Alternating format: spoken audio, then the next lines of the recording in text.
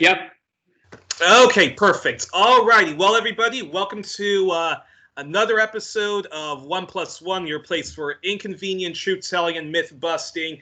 And we are rejoined by one of my favorite peoples in the entire world, and our returning champion, the Canadian historian, journalist, NGO critic, media critic, founder of the Canadian Foreign Policy Institute, Yves Engler. Yves, welcome back to One Plus One.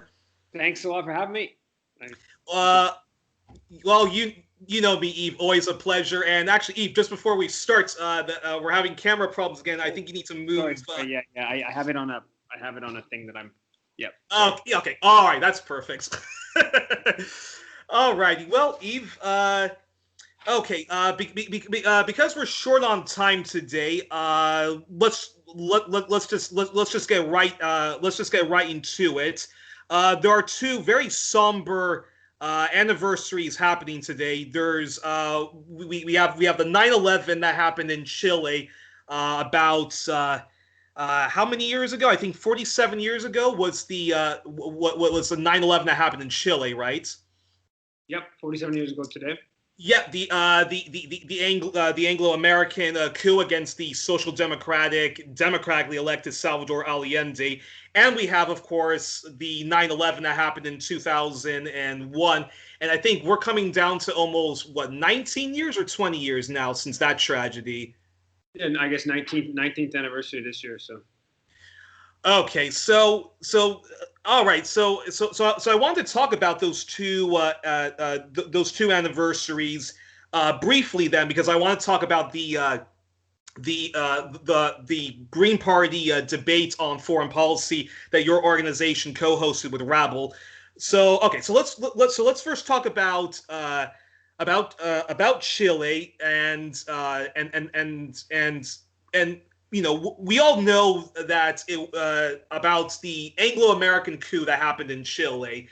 The Americans and the Brits overthrowing Salvador Allende. That's common knowledge, especially mainly America's role in overthrowing democracy in Chile and propping up a right-wing junta of Augusto Pinochet and still supporting, even though it's no longer a right-wing military dictatorship, it still is very much a very a fake democracy, very much still an oligarchy. But what's not known is Canada's role in overturning democracy in Chile. So, can you talk about Canada's role So, can you talk about Canada's role in overthrowing Salvador Allende and propping up the right wing junta of Augusto Pinochet, and then talk briefly about how Canada still is propping up the oligarchy in Chile with Sebastian Pinero, the right wing president that's in power now. Yeah, I mean, Canada was against Salvador Allende before Salvador Allende was elected in 1970, when he did well in the 1964 election. The Canadian government's response was to provide a big grant of money to Eduardo Frei, who was a more acceptable candidate who won the election, and the idea was to sort of strengthen him against this socialist Marxist tide that Allende represented. When Allende was elected in 1970, immediately Canada cut off any Canada loans were severed. There was refused. Allende asked Trudeau to visit, refused to do that. Canadian banks pulled out. Canada supported blocking Chile's access to International Monetary Fund funds. So it was basically Canada went along with the U.S.-led policy of trying to, as Henry Kissinger put it famously, make the Chilean economy scream and make Chileans pay for having elected the wrong person and the wrong political movement and ideology. And then when Augusto Pinochet ousted Allende on September 11th, 1973, the Canadian government recognized Pinochet's government a couple weeks after the coup. All of a sudden, they supported IMF funding for Chile. There's a very infamous cable from the Canadian ambassador in Santiago to Ottawa, where he refers to the people who Pinochet was in the midst of killing, holding tens of thousands of them in the football stadium, and killing some of them and torturing some of them and eventually letting some of them go, but disappearing others on top of that. Disappearing others, just basically, serious political repression. What the Canadian ambassador said, Allende was sobering Chile up, and that he referred to the people being terrorized as the riffraff of the Latin American left. So he said that? He said, the Canadian ambassador in a cable to Ottawa referred to him as the riffraff of the Latin American left. That's a quote. And so, so there was an alignment with the Pinochet's dictatorship. Huge amounts of Export Development Canada started funding. There were Canadian weapons that were sold pretty soon after. There was just a sort of restarting of corporate relations with Chile. There was a big pushback. The government was actually startled. The Pierre Trudeau government, who was in place at the time, was startled by the scope of the dissent on the issue within Canada, and sort of as a concession to the anti-coup forces within Canada, and they actually let I think it was up to ultimately about 7,000 Chilean, leftist people who were being persecuted to migrate to Canada and to seek asylum in Canada. But that was in large part, it was a concession to the protest movement that was going on in Canada and the hostility towards Canadian government policy. So. It's not Canada's role in the coup against Allende is not as significant as maybe the coup, certainly the coup against Aristide in Haiti in 2004, or its role right now in trying to overthrow Venezuela's government. But the historic record is very clear that the Canadian government actively, not just passively. There's some other examples, maybe the coup against Goulart in Brazil, or against Arbenz and Guatemala, where Canada supported them, but it was I would say, refer to as a bit more of a passive support for the coup.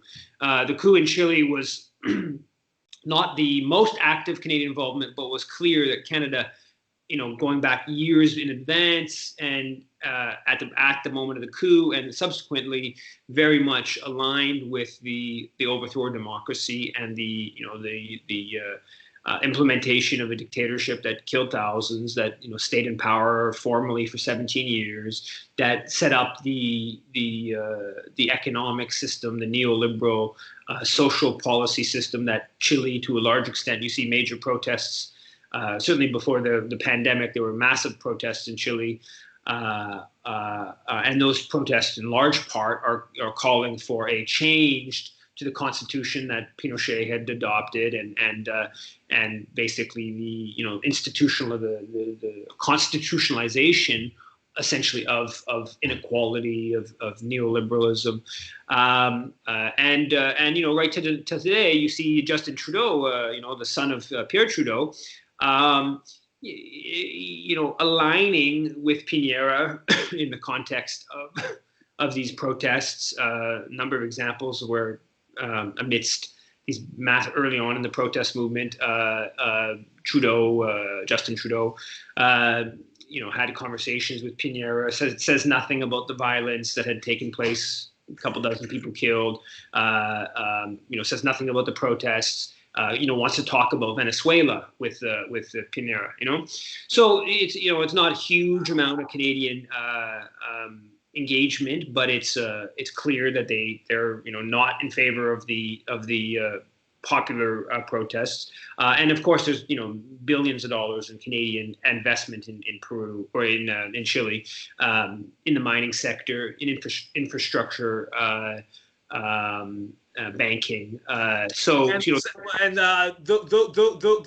forces, the Canadian mining industry, which you talk a lot about in your books, in your writings, and when you give speeches and do Q&As, was it the mining sector that was heavily involved in the coup? Was it the Canadian mining sector that was heavily involved in the coup in Chile, or was that more the telecommunications, or was it basically just like all of the above? You mean back in '73? Yeah.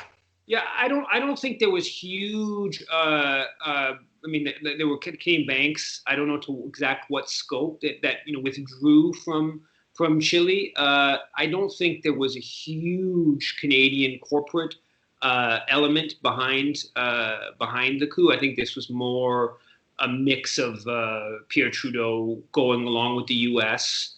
on one hand, and some Canadian corporate interests in the hemisphere, but I don't believe there was substantive Canadian corporate interests in Chile at the time, unlike today, and actually unlike for the past at least 20 years. Canadian capital, and I haven't followed this that closely, but Canadian capital, banking, there's actually, there were reports about, amidst the protests that began at the end of last year in Chile, there were Scotiabank, one of Canada's big five banks, which is a major player all across the hemisphere, has significant interests in Chile. And there were a series of stories in the business press about how these protests were bad for Scotiabank and how sort of how they aligned with Piñera. So the major Canadian bankings, and I don't know the exact number in the mining sector, but we're talking into the billions of dollars of Canadian mining investment in Chile today, and major like Canada, the number of the different asset companies in Canada also have major infrastructure investments in Peru. But I think that's mostly over the past couple of decades. They were beneficiaries of Pinochet's right wing turn. Wow, unbelievable! And yet, and yet, this is hardly not known. Canada's role in Chile, what happened then, or even what's happening now, right? It's not known. I mean, even I've been to a number of protests with people in the Chilean community here in Montreal, in solidarity with the protests going on there, and it's kind of amazing to see how little even people in the Chilean community here who were actually going to protests, how kind of disconnected they are from Canada's role, and certainly when you go historically. It's interesting. Part of what happened with the Chile and how it's sort of been mythologized in Canada is that, like I said, there was major opposition to Canada's role. There were protests across the country. There was quite a big pushback. At one point, Allende's wife did a tour of Canada, I think about a year or so after the coup, which got tons of media attention. So basically, because of the protests, like I said, the government conceded and let in Chilean, asylum seekers. But now that has sort of been mythologized to Canada was against the coup, as the coup has become, as time has shown that this was a right-wing, violent, anti-democratic coup, and there's a kind of consensus. Even the New York Times, of course, would now say it was a coup, it was a bad thing, though at the time, of course, they were, supportive. That the fact that Canada let Chilean refugees in has is sort of presented as if it's a sign of how Canada was, against the coup. But in fact, it was a concession to the anti-imperialist, the solidarity movement. That's what won the concession from the Pierre Trudeau government. But then later on, it's mythologized as this is a sign, benevolent Canada. And there's another example. I just wrote about this a couple of days ago. Another kind of similar example is the Iraq War, right? And so the Iraq War in 2003, the Chrétien government, the Iraq War, the Chrétien government doesn't join the Bush administration coalition of willing. So it doesn't do the main thing the Bush administration wants. But it supports the war in a whole series of different ways. We just had the story I just did a couple of days ago was about how there's actually been a detachment of Canadian soldiers in Saudi Arabia supporting American AWAC surveillance planes since February of 2003. They, of course, were sent there to support the U.S. Invasion of Iraq and later occupation of Iraq. And it's just one new example of the different ways in which Canada supported the Iraq War. Canadian naval vessels were patrolling off the coast, taking Iraqi boats. Canadian government actually had legal opinion that said it was legally at war with Iraq because of doing that. Canadian troops were part of U.S. units. Canadian generals were in charge of tens of thousands of foreign troops in Iraq. Whole series of different ways in which Canada supported the war in Iraq. But basically, what happened is the anti-war movement won a partial victory. We were able to stop Chrétien from giving official endorsement to Bush's coalition of willing invasion of Iraq. But quietly, they basically supported the war in all the different possible ways they could support the war. Now you go backwards 17 years later. Now everyone agrees Iraq war is a bad idea, whatever. Now it's first of all, the ways in which Canada contributed to the war are just erased from history, and the reason for why Canada didn't support the coalition of the willing is also more or less erased from history. Now it's just that Chrétien was a thoughtful leader and he cared about the Arab world. The whole role that the 150,000 people on the streets of Montreal on a day that was minus 20 degrees, that whole history is just like wiped away from what happened. And so this weird situation where the partial victories of anti-imperialist or anti-war activists then get kind of erased, and what happened get tied into this mythology of benevolent Canada, i.e. Canada, because it brought in refugees from Chile, it opposed the coup in Chile, because it opposed the coalition of the willing in Iraq,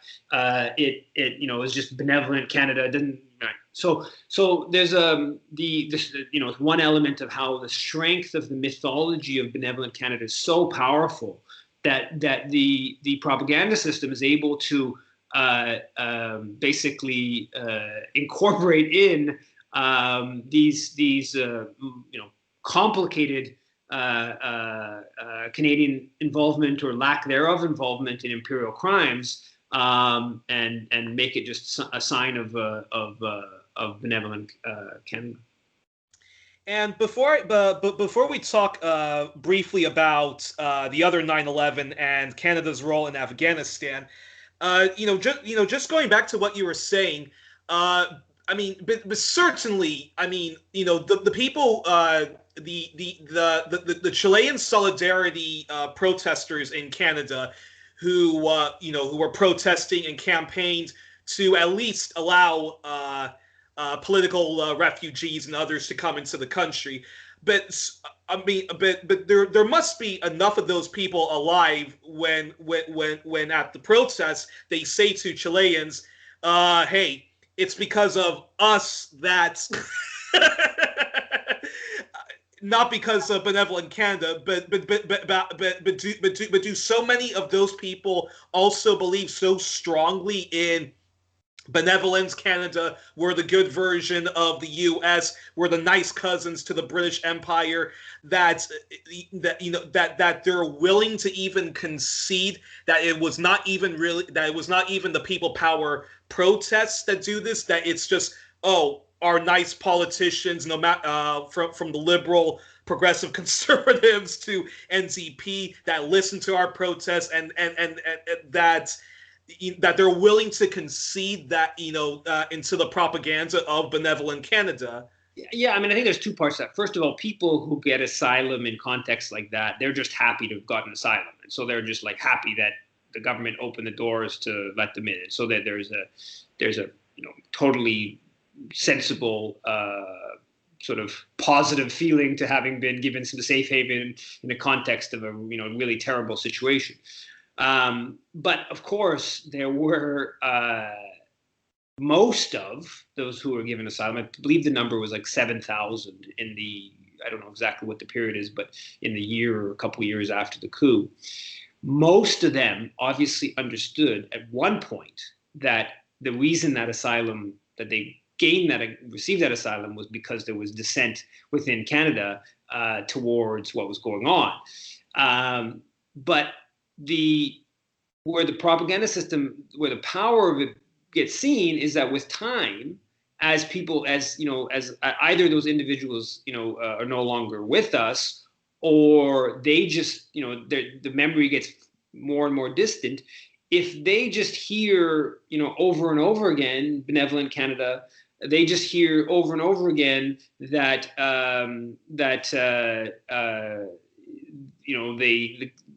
their asylum, that Canada wasn't in favor of the coup, that they themselves actually either forget or just decide it's not really, doesn't really benefit them to talk about, to criticize Canada's role in Chile in supporting the coup. So yeah, there are clearly probably in Canada today, there are, thousands of Canadians of Chilean descent who know that Canada, in fact, was aligned with the coup. But it wouldn't at all surprise me if you did a poll of Chilean Canadians that most of them basically believed the mythology. The power of the mythology is really impressive. And this is the same thing goes not just the Chilean community. I mean, I've done in a community where I've engaged politically more with the Haitian community here in Montreal. There is a total reticence, even while the utter criminality of what Canada was supporting at the 2004 coup and 2 years of just massive repression that took place after that. Even amidst that, there was a real reluctance to challenge Canadian policy. I mean, they were totally comfortable with criticizing George Bush in the U.S., but they were very reluctant. And I'm talking about people who were, absolutely appalled by what was going on. People who, probably even quite frankly, at some level, even maybe exaggerated how bad the killing was. And, the killing was bad. It was into the thousands and thousands of people.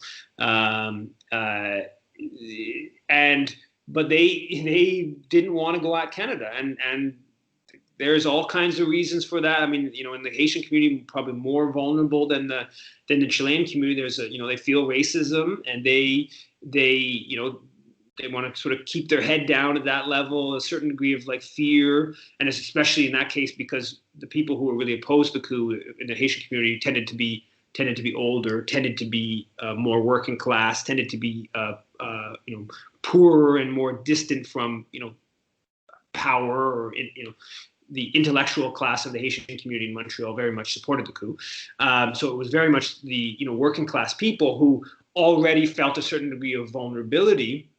They also tended to be people who were, much of the Haitian community in Montreal is not really Haitian in the sense that they were born here and raised here. They're called Haitian, but that's sort of a little bit complicated. But we're talking people who generally were people who were much more connected to Haiti, almost entirely born in Haiti, maybe moved here when they were 30 years old or whatever.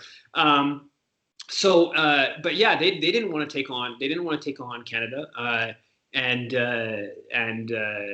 that was about part of the struggle, quite frankly. Part of I think the positives that Haiti Action Montreal, which was a group of mostly non-Haitian, mostly white, student activists, it was much easier for us to just like point the finger at the Canadian government and kind of push the ball in that direction, and that, you know, some elements of the Haitian community got on board with that. But I think there is a really important point that needs to be delved into. It's not really delved into, which is the ways in which the Canadian state can use diaspora communities to be agents of imperialism.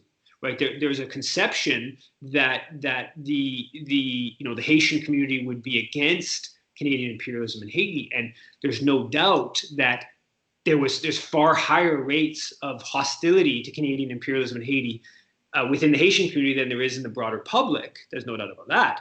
But many of the agents of Canadian imperialism in Haiti are actually of Haitian descent. I mean, even to the level of like they would, you know, pick out Canadian troops that could speak Creole, so of Haitian background, to be, you know, they would want them on the ground to engage in, you know, in the process of Canadian domination. I think there's some examples of that in the U.S. military even as well, where, you know, it's obviously going to be better to have, if you want somebody to do intel and all that kind of stuff, to have somebody who speaks Creole. So there's, you know, so I think some complications. That's incredible. But the broader question is really, you know, if all of the diaspora communities from Chile to Congo to Haiti to Guatemala, wherever that exist in Canada, they, you know, many of them do have, you know, local community radio programs that are, you know, country specific. But most of the information is still coming from the same broad media forces. So most of the information the Montreal Haitian community gets about Canada's role in Haiti actually comes from Radio Canada, not from, you know, Haitian community radio or, you know, or whatever. And so they get fed the same kind of information as everyone else. Not to mention, if you start looking into, like, you know, Haitian community radio. Well, where do you get the funding to sustain a radio program? Well, you'll find that the tendency is media that aligns with the Canadian government kind of perspective. There's different forms of grants. There's all kinds of different ways in which even the community-specific media is very much influenced by the, you know, power structure that's not particularly keen on criticizing Canada's role in Haiti or Chile or wherever. That's just, yeah, it's remarkable, but not too surprising. I mean, I've not, you know, lived. I'm from a pretty modest, you know, middle class background, and I'm often, you know, very surprised when I meet Latin Americans who know very well that America meddles in their country left, right, and center all the time, and they're very aware of that, and yet they still, you know, fall into, you know, the propaganda that, you know, Hugo Chavez is a communist dictator, and and that we should and that we should be, you know, supporting, you know, a coup against him or a coup against Maduro, and you know, and it's, you know, it's, that's propaganda for you. But I think we're joined by a guest. Oh wait, how did you? Sorry, that's Joshua. I'm gonna go upstairs.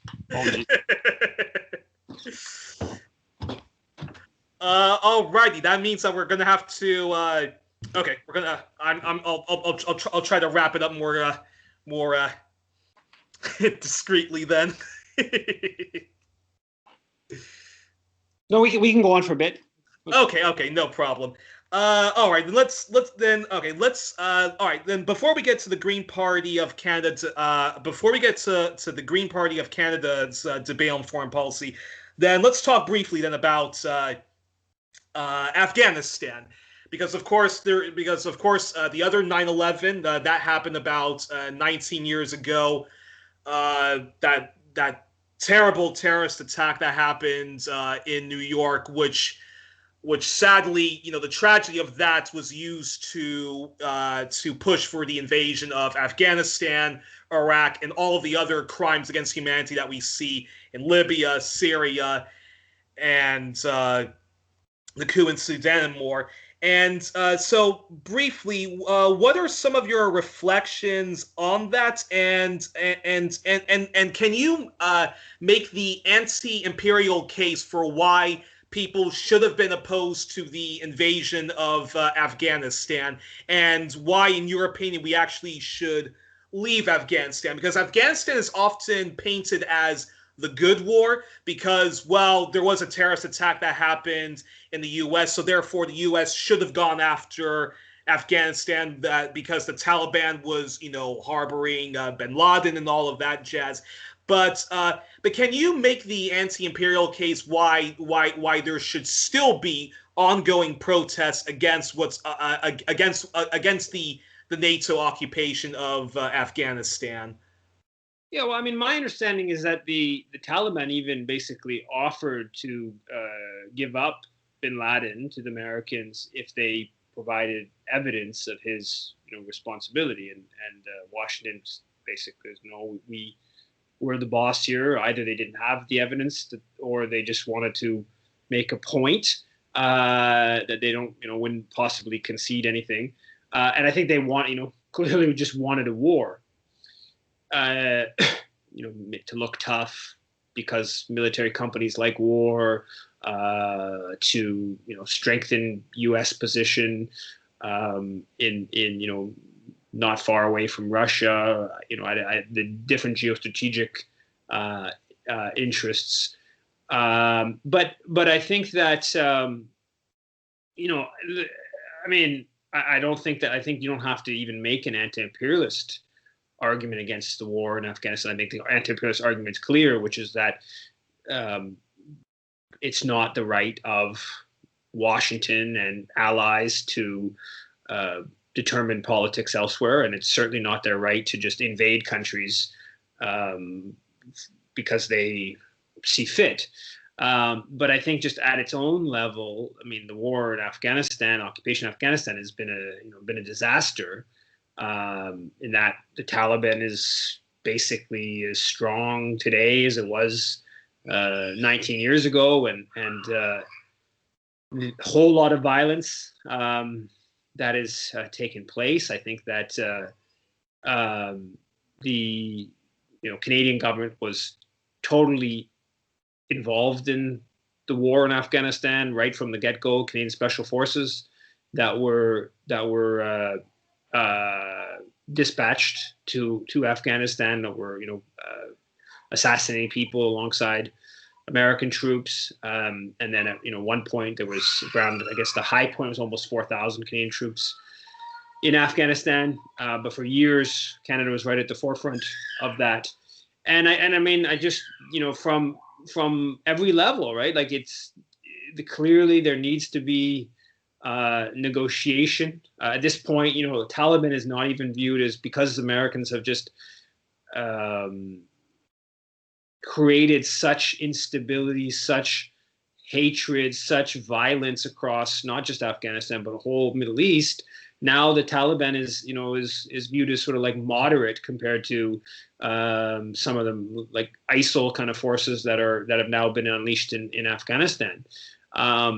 So at some point, if you bomb, occupy, Arab Muslim lands, and you drive violence, and you kill incredible numbers, and it's perceived as against Muslims, and that's probably complicated. In some ways it is, in some ways it isn't.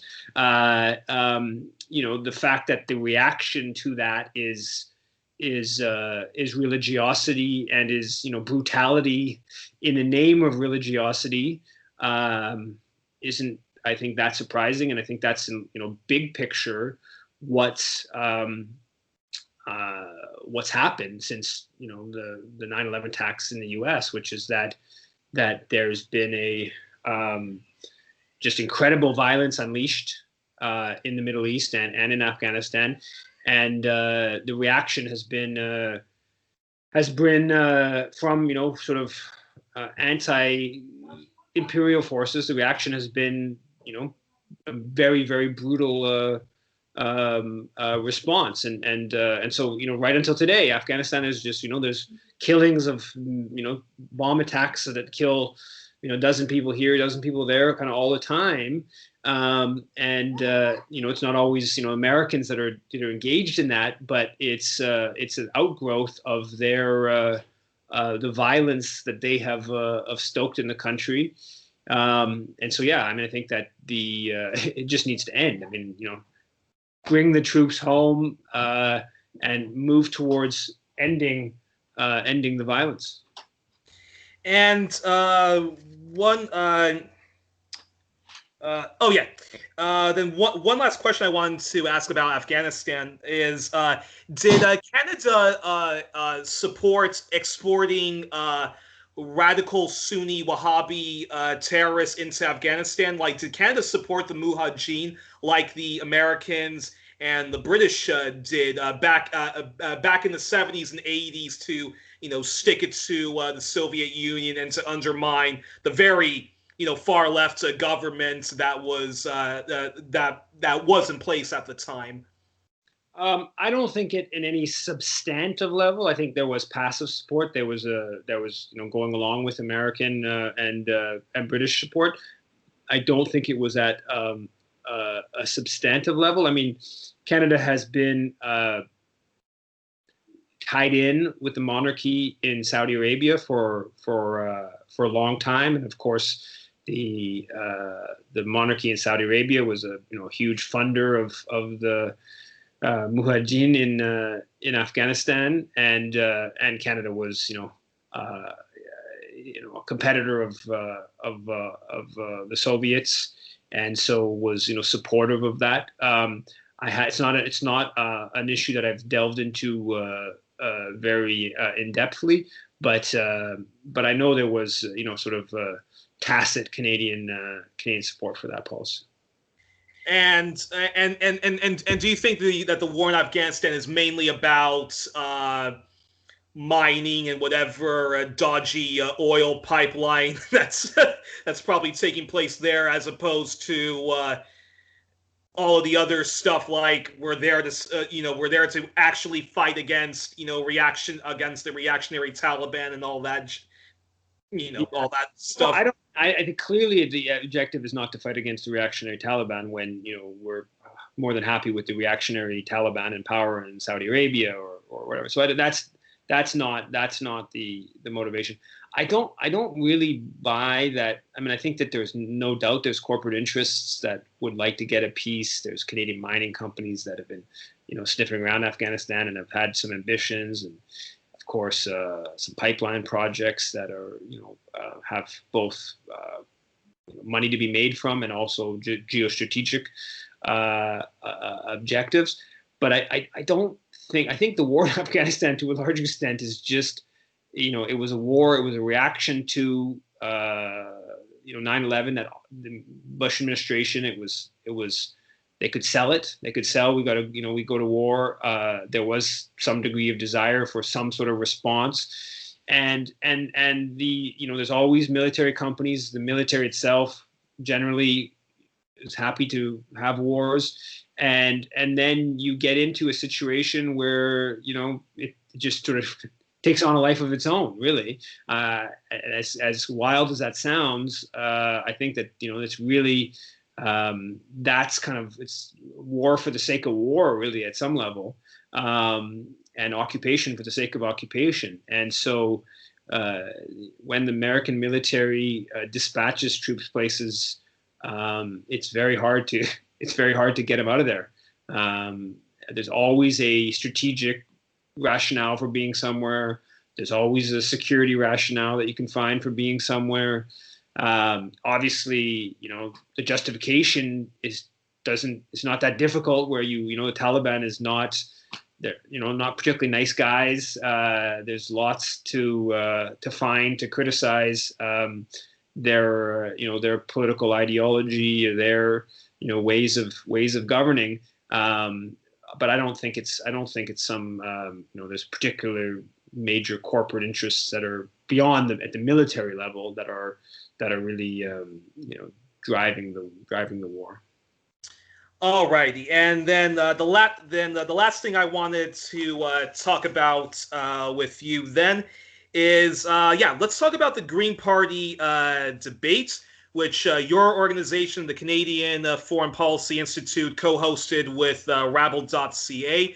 I saw it last night, and your wife, past guest on this show, who also works at the Canadian Foreign Policy Institute, Bianca, did a very great job emceeing, and it was a very interesting debate.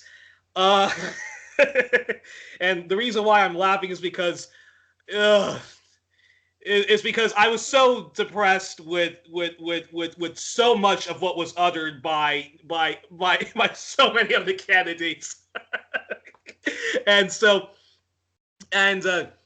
Before I ask you for your immediate reaction, but before I list some of the things I was very depressed at hearing yesterday at the at the Green Party debate, what was your overall what was your reflection on the debates? Well, the first thing, from the standpoint of the Canadian Foreign Policy Institute, and from the standpoint of the political effect of the debate, I think it was very good. There was a very big turnout. It was like 2,000 people that were watching at the high point, and it's up to thousands and thousands more have watched it since. The Green Party sent out an email about the debate to their whole list of 35,000 people. The email I sent out was very good politically. Like, it started off with watch this debate with Palestinian rights, NATO, Venezuela. It put questions that are just not on the political radar onto the political radar. It didn't, by framing it for Palestinian rights, you've gone half of the way in terms of the politics of things. So that was good. I completely agree with you that there are most of the Green Party candidates that are, it's really no different than what, the Liberal Party position, or, the right wing of the NDP, or the Conservative Party for that matter. They just basically, they pick up what's in the Globe and Mail and then just repeat what they think the Globe and Mail, is telling us to say.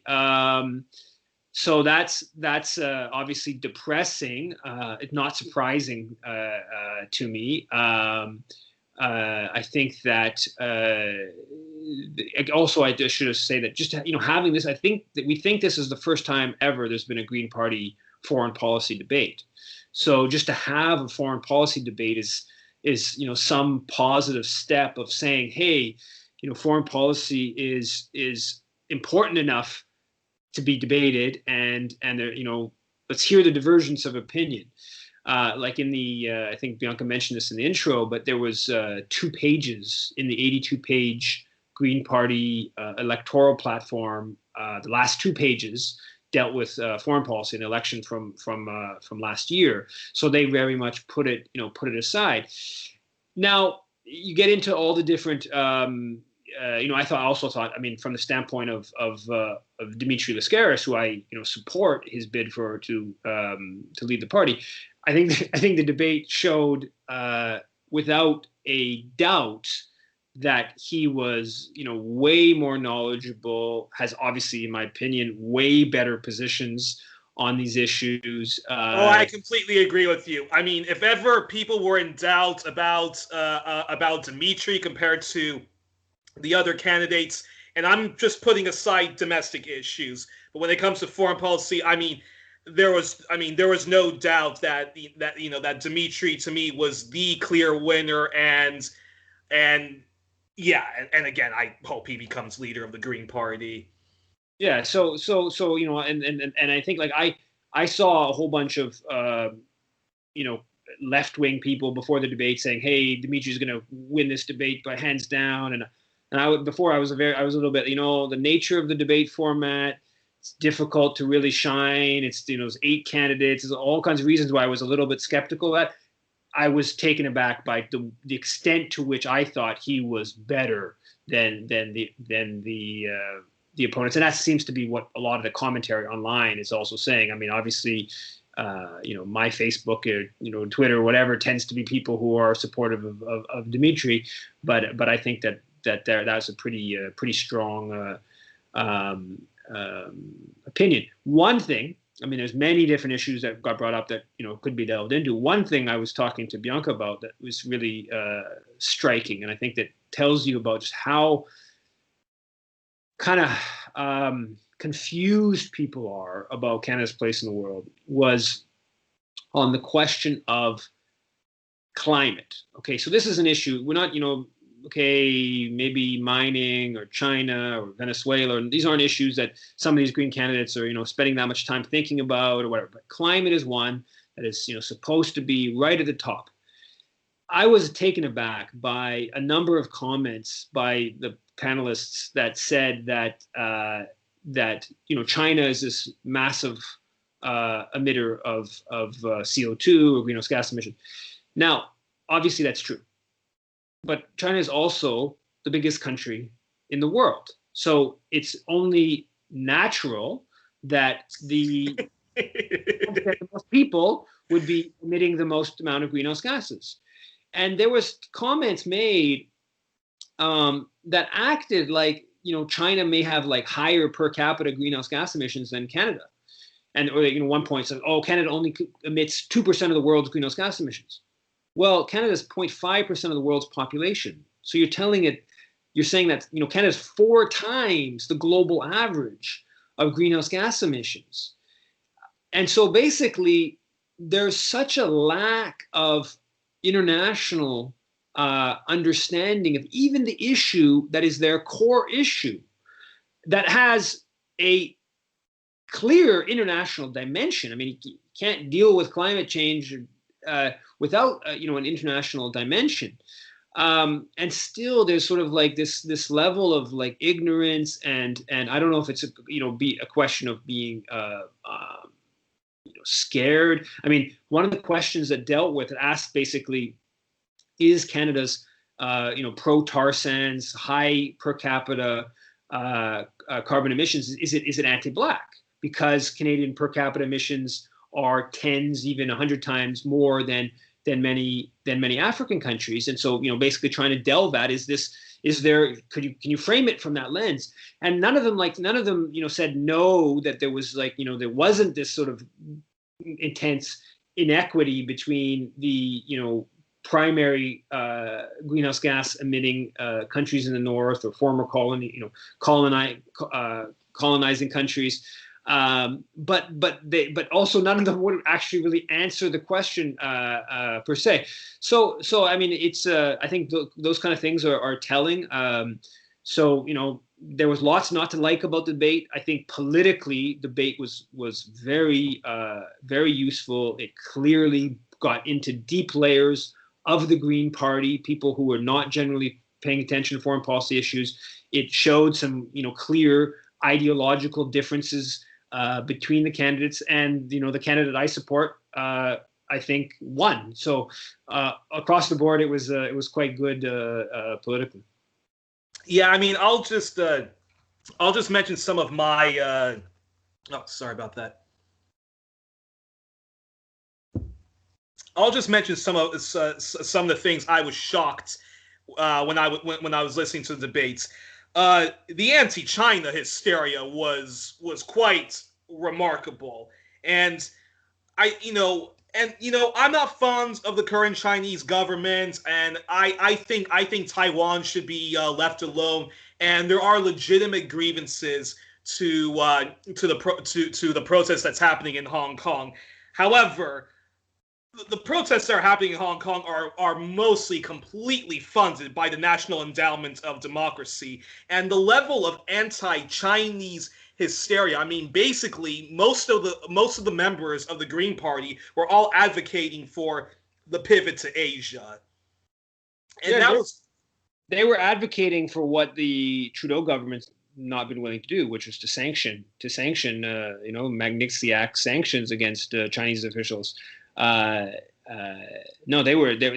I agree completely. And the only person that provided, I don't think, I'm not 100 remember correctly, but I don't think Miriam provided any check to it. The only person that provided a bit of check to that was Dmitry, by pointing out, you say China's this big aggressor, but there's 800 American military bases around the world, and there's one Chinese, military base. But so I completely agree. I think that that was a sign of just how delusional people are around China. And I think that one of the things it's kind of interesting. I'm trying to write a piece about this. There's this weird thing. So on one hand, people. Well, they were even saying that China was an imperialist country. Like they were really pushing that China was an imperialist country, and that Africa should should be very weary of China. And again, I'm not a fan of of the government of China. I'm not a fan of Chinese mining happening all over the world, but I'm not a fan of mining and oil extraction happening from any country. And I thought, and you would think, wouldn't it be better to have, détente, and we try to, with diplomacy, build a global Green New Deal. But most of the candidates were basically advocating for what John Pilger was warning about in his documentary about the pivot to Asia. They were making the argument for what the Canadian intelligence agencies and military want to make about China. I mean, they were clearly taking, or the hardliners in the Trump administration, they were taking, the xenophobic kind of line on China. That was completely clear. And the part that's the delusion, I think you pointed out a very important part of it, is that we not only who benefits from the conflict with China, even a big part of corporate Canada doesn't want this Canada arresting Meng Wanzhou and a leading Chinese capitalist and don't want this, like, let's build conflict with China. They want to make profit. China's a big market. They want to make profits from that market. They want, in some instances, some of the cheap labor in China. There's series of logical corporate motivations for better relations with China. Trading wheat or beef from the prairies. But the element that you touched on, I think, of the China thing that's really important is that China is two parts that is missing to the discussion. One is the history of Canadian, but obviously primarily British, American imperialism in China, and continued efforts to contain China.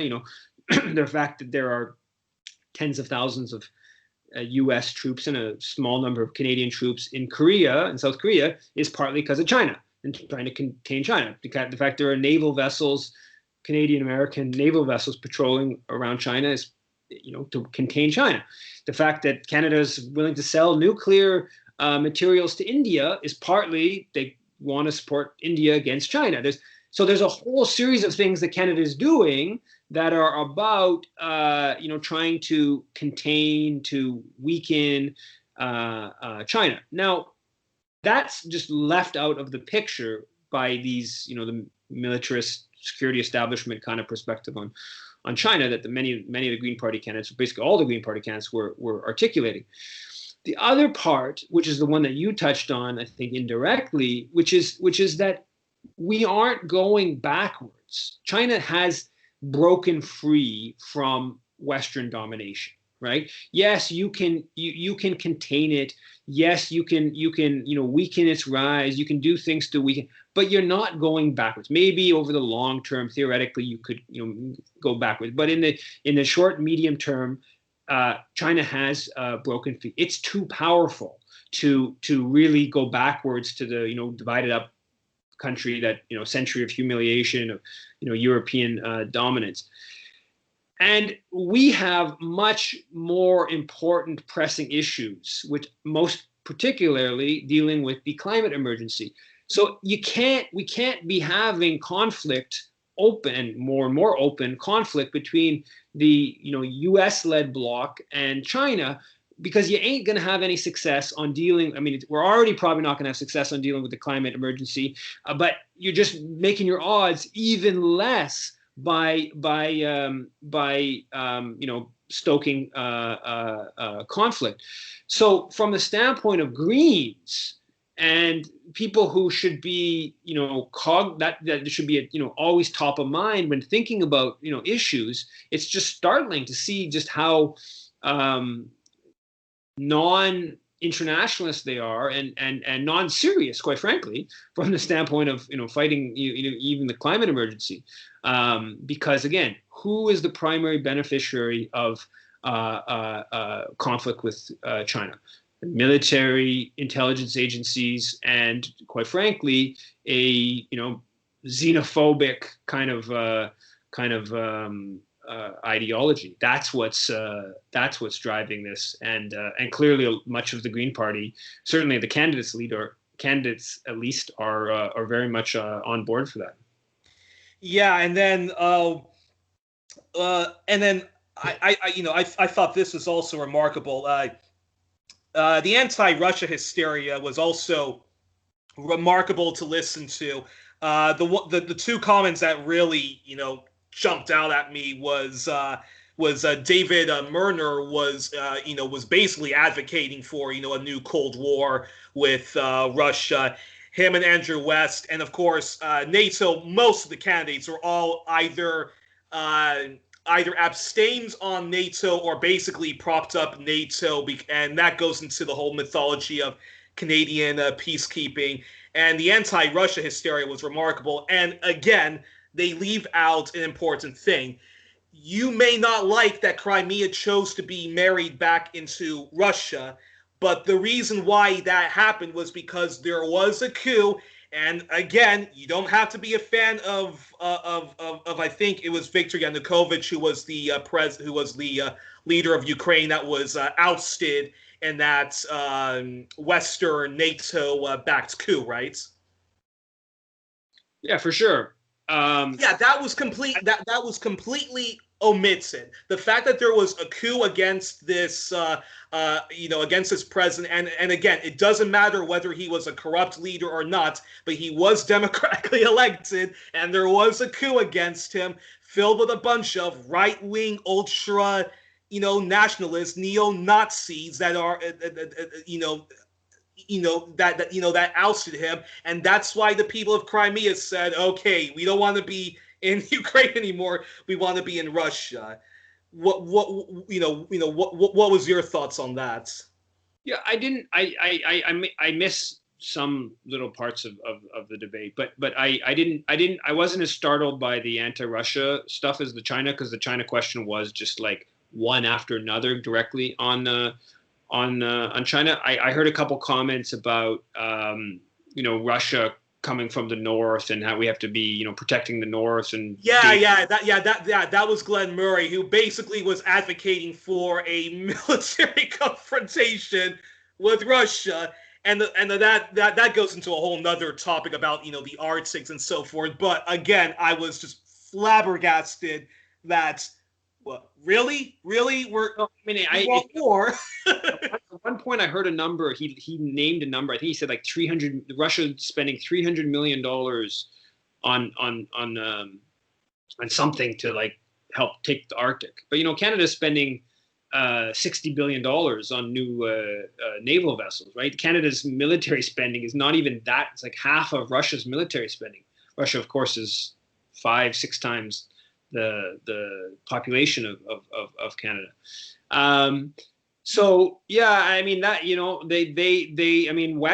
West's platform is to increase Canada's military spending to 2% of GDP, which is about right now it's something around 1.3%. That's that whole official NATO number of all NATO allies should be at 2%. which would mean, adding about $15 billion a year right away of Canadian military spending. So it seems pretty hard to me to square, supposed green values with increasing military spending, but Andrew West is calling for that. There's a reason why it was called Greenpeace. The organization was called Greenpeace. There was a consciousness around the idea that war is some of the most damaging thing to the environment. But clearly there is important currents of the Green Party leadership that are very establishment and even quite honestly right wing in their outlook in general and foreign policy particularly. So it's in that context, I think, that it's going to be really fascinating to see if, what actually happens with the vote, because there's a huge increase in members. I don't know if you saw that, but the membership of the Green Party went from 20,000 to 35,000 over the past few months during the election race. So it's almost doubled. Apparently, in the 2006 election, where Elizabeth May won, became the leader, there was only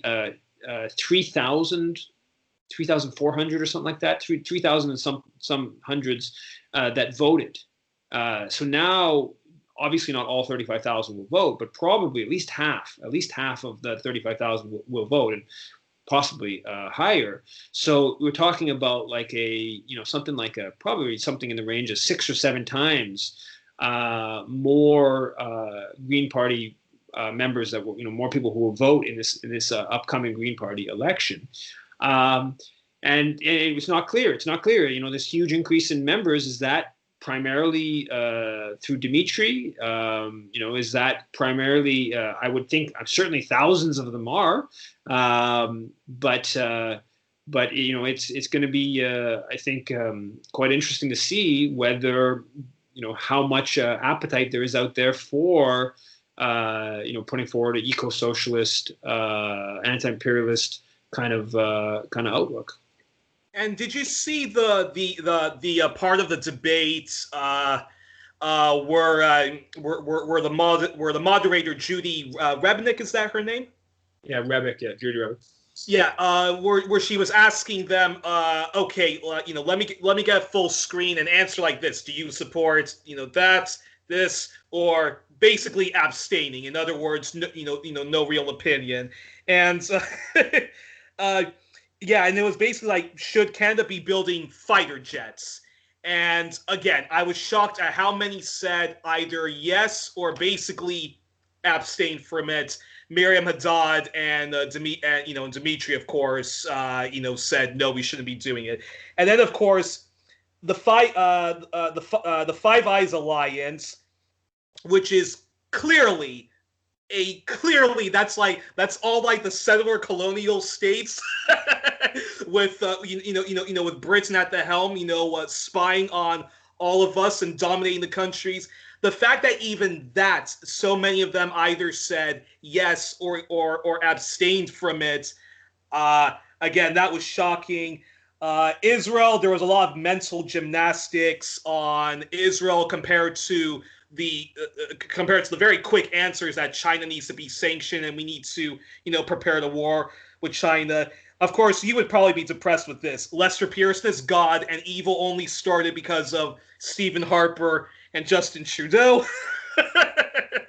And at one point, even Miriam Haddad, who would be my second choice for Green Party leader, she said something about Lebanon, and the political crisis that's happening in Lebanon, and she said that Hezbollah practically controls the government in Lebanon, and mostly blamed Hezbollah for a lot of the instability that's happening in Lebanon.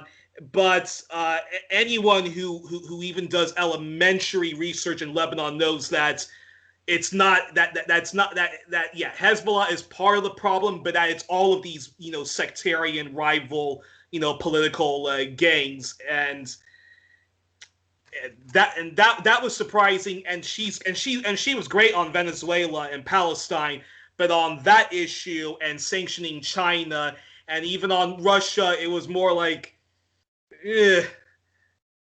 didn't agree with her on that. And yes, so what were your reflections on that?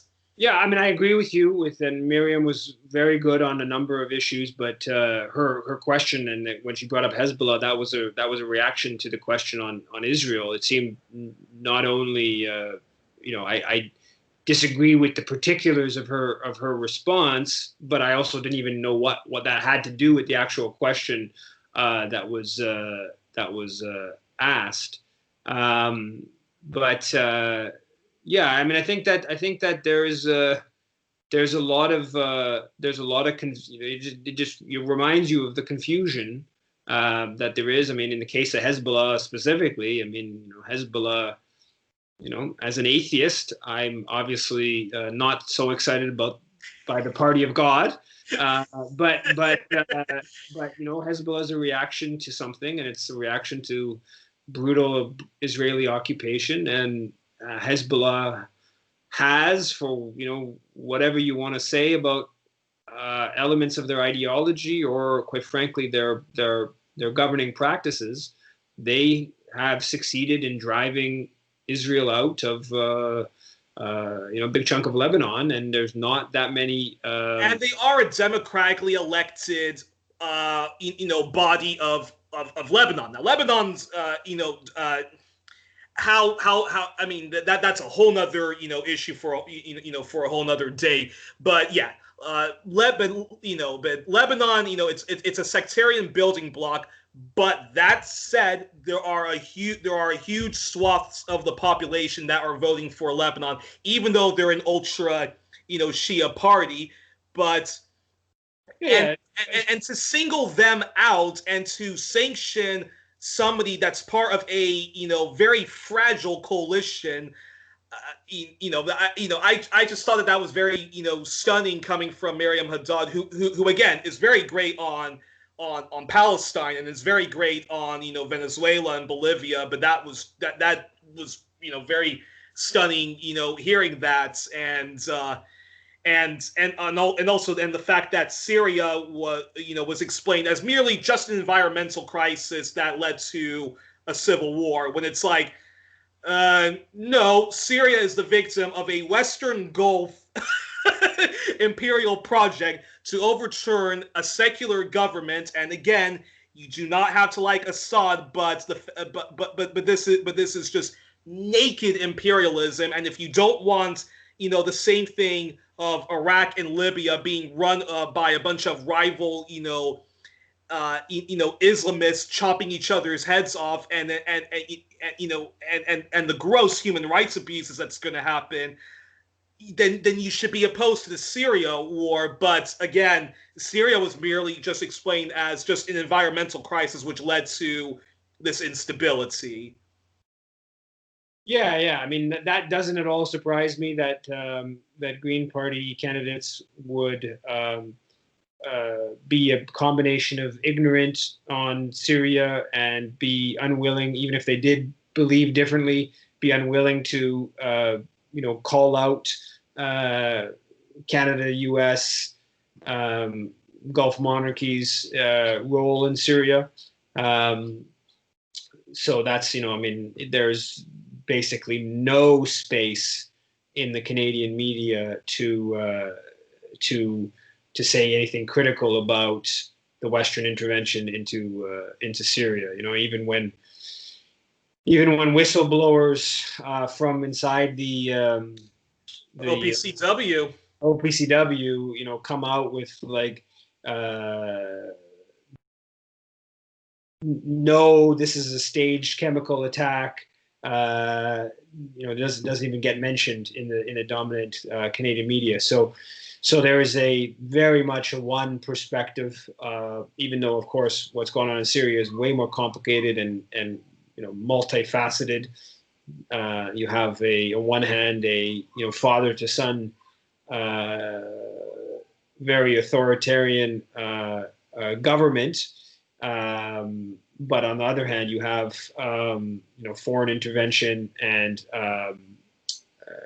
hugely regressive forces that the U.S. and Canada have unleashed, and Gulf states have unleashed, and most of the time of the intervention in the war in Syria, those the opposition forces have been framed as just freedom fighters and all that kind of stuff, when in fact, of course, it's much more complicated.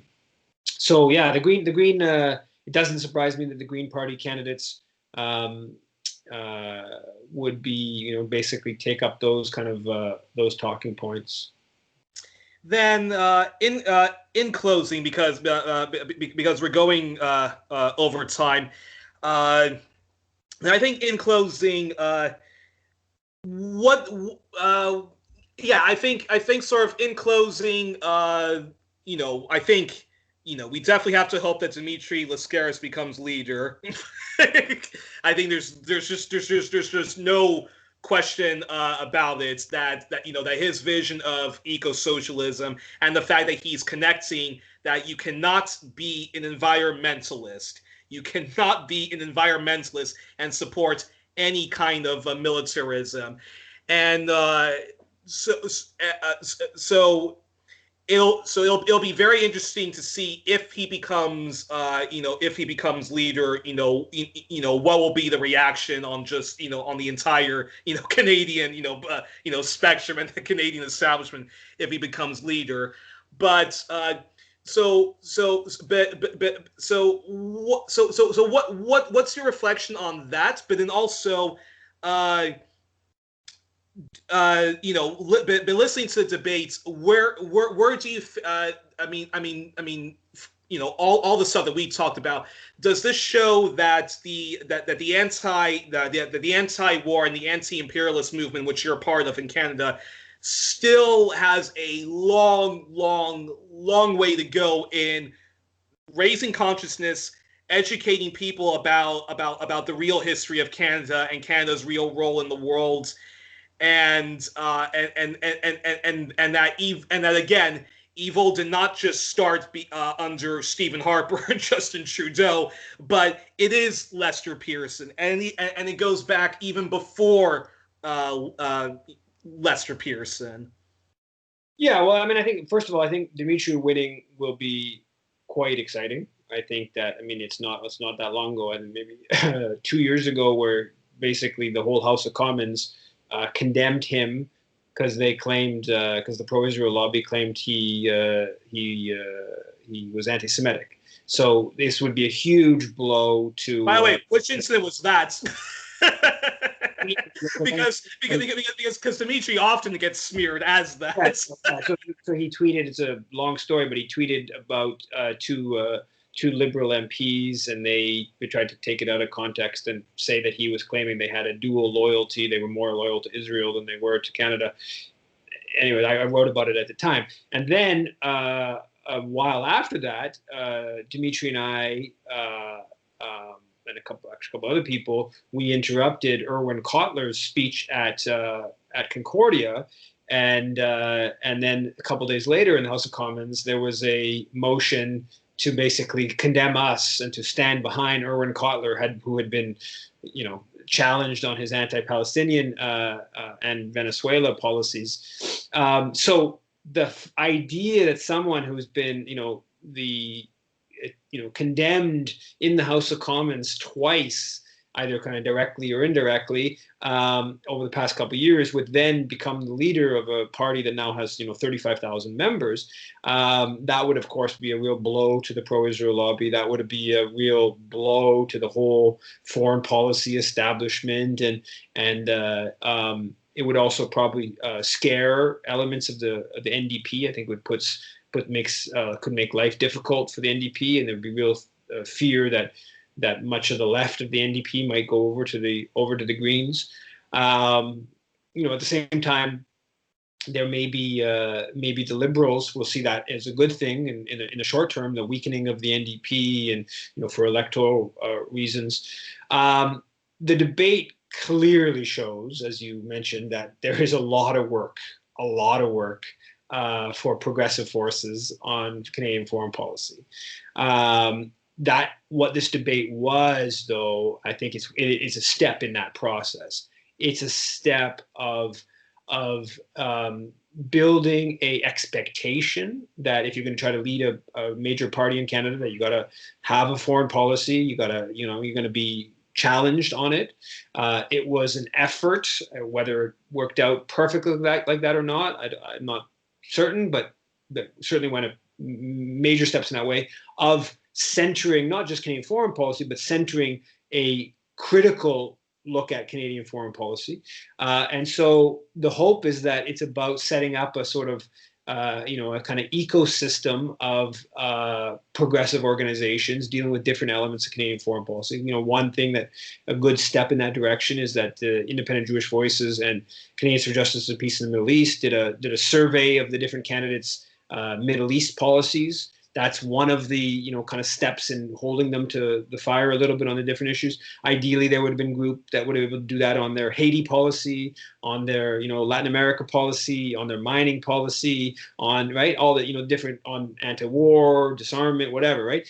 So if we had a really thriving anti-imperialist or internationalist left, you would be holding them on all these kind of issues but again, I think it reflected a big problem that we have, or big, gave us a sense of how far we are from where we need to be as left anti-internationalist forces. But it also is, I think, one step in that process of getting to where we want to be, or closer to where we want to be.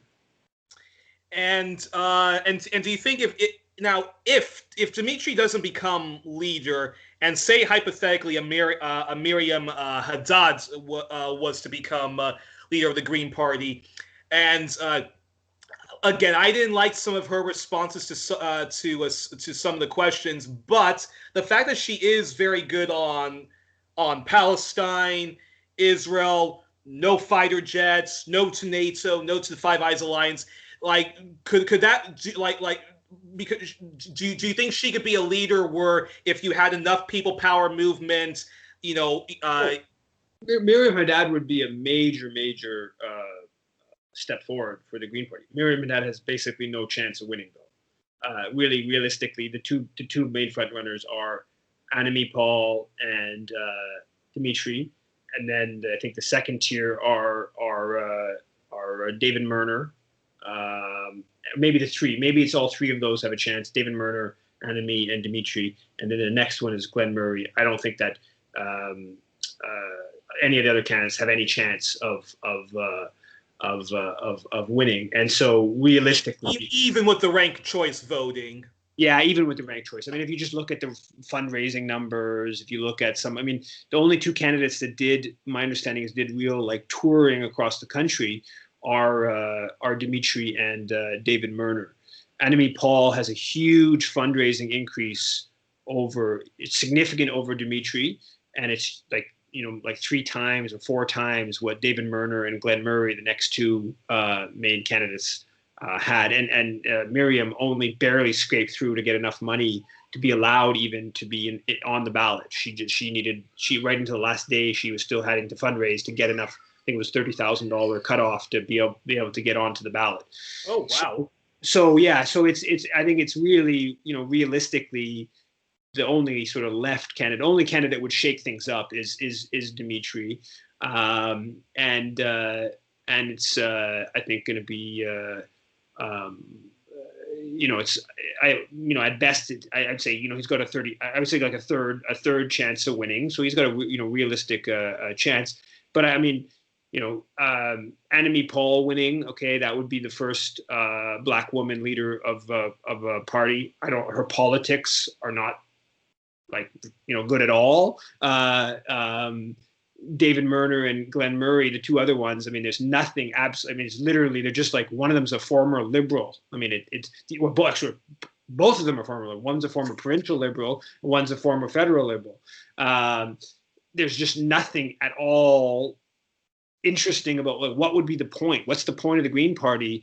If it's just the sort of the same So if I were the NDP, that's definitely who I would prefer to have win the leadership. Dimitri causes the NDP, I think, some problems. But yeah. All righty. Well, until the all right. Well, we're gonna have to close it there. We were supposed to only do half an hour, but we went a bit over time. But all right. So everybody, we were joined once more by the fantastic Yves Engler and Yves. But I always forget to mention some of your books. But your latest books right now is House of Cards, which is about Justin Trudeau's foreign policy. But you have 2 other books coming up, or one other book coming up soon. Yeah, I have a book on the Canadian military that's probably going to be postponed. It's done. It's been done for a while, actually, but because of the pandemic, I think it was supposed to come out in November, and it probably won't come out now until March. And I'm working on a book on the history of Canada's role in Haiti. All right. Well, and I'm always looking forward to when the new books come out. I still need to get a propaganda system. And the next time we have you, because we were supposed to talk about Israel and all of that, but we're going to save that for another time. Until then, everybody, we are joined once again by Yves Engler. Yves, thank you so much for joining us, and have a very great weekend as well. Thanks, Yuri. It was fun. Take care.